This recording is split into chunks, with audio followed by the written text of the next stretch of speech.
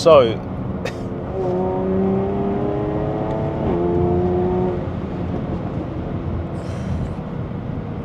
this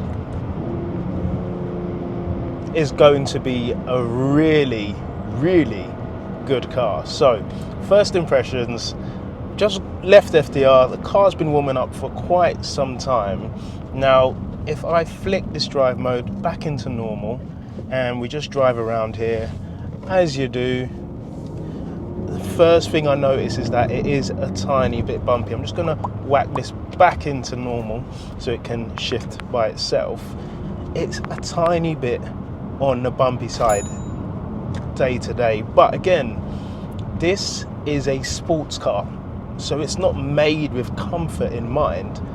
It's made to put a smile on your face, and once you flick this button down into dynamic mode, it's up to you, but I think whack it to the left so the gearbox is in sport, and if you feed that throttle in,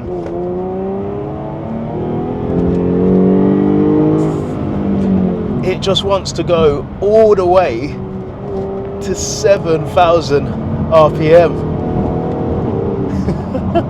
You find yourself short shifting, or I find myself short shifting. It's a very tricky word to say, simply because, again, it's not my car, it's an FTR vehicle. I can't even speak because it's so good. It's an FTR vehicle, so I've got to take it easy, but I will try and get this message across, because early on I can tell this is a banger. Now, despite having quite the long bonnet, when you sit in this car and you adjust the driving position to where I am now, it doesn't feel as long, and that for some people could be a bad thing because it kind of messes up your judgment of space.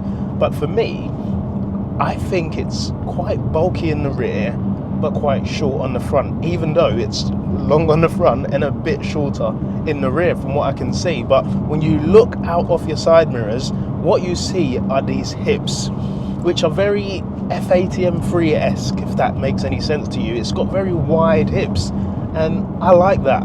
That means from the back, it's got presence, and when things look good from the back, it's gonna be a long night. So let's talk visibility. This, of course, has the pan roof. Not that you're going to be looking out of that anytime soon, but what it does do, it makes the cabin feel a bit more spacious, because being brutally honest, it's a very tight cabin. Again, this is an old style coupe that's got no rear seats. It just feels very tight in there, and I like that. It's got the engine in the front, you've got a little boot space in the rear, and it just feels nice and compact. And for me, when you're going through the B roads or throwing a car around, you don't want something that feels long and heavy.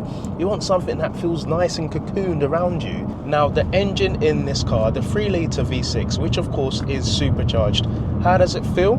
Let's whack it down into dynamic and go through the gears. So that goes to the left, and we're about 40 miles an hour here. Let's just smash the throttle. It doesn't feel laggy, and it's just on it, and that's what most people want when they are going out for a nice blast. Now, again, that turbo lag and all of those bi-turbo or whatever, that lag sometimes is helpful because you don't just get that instant snap of power, especially on a wet day. But on the flip side, if it is a wet day and you get on that power, when that turbo does come through, that's when everything spins up. With this, in the right rev range, you can just feed it in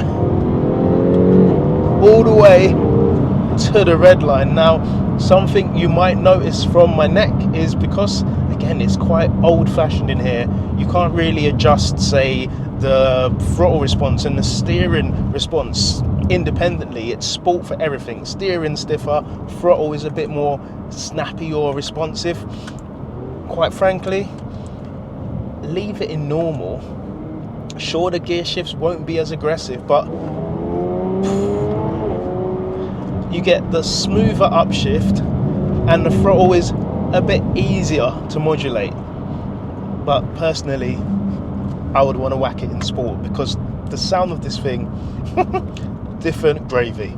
And of course, the main thing that you notice from cars of this era is how good they sound. Now, this isn't the V8 or the SVR version. This is just your box standard V6. And a V6 sounding this good, you kind of forget that it's possible. Now, you get great upshifts, you get great exhaust tone, and the engine just combined together.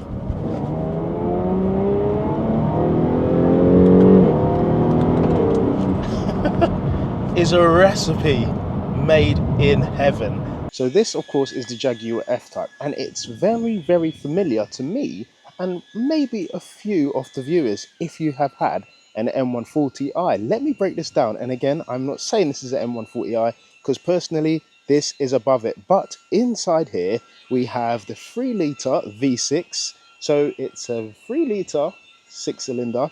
This is of course supercharged, it's not turbocharged. This is of course rear-wheel drive like the M140i, and it has around 340 horsepower. So based on those numbers alone, like I said, it's a very familiar setup. And now I know that the M140i Comet might not have sat well with most people, but look at that. It's got an 8-speed automatic transmission, and we've got very, very simple controls here. You've got a wet mode, which is when you flick it up, and when you flick it down, you have a sports mode. So again, simplicity at its best. We've got an outdated screen. Again, it doesn't have CarPlay or anything like that, but there you go. You've got physical control knobs for your air conditioning, and that's all you really need. What I also like is that the seats are manually forward and back. So you just hold this tab here, slide forward and back, but the backrest and the height is electronically adjusted.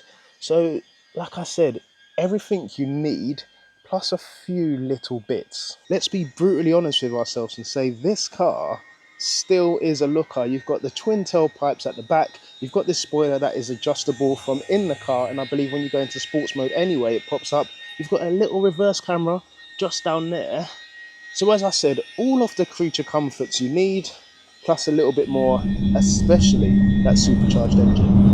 And as I said, that era, things were making sense. We're looking at around 400, 450 horsepower, the max, for most sports cars day to day.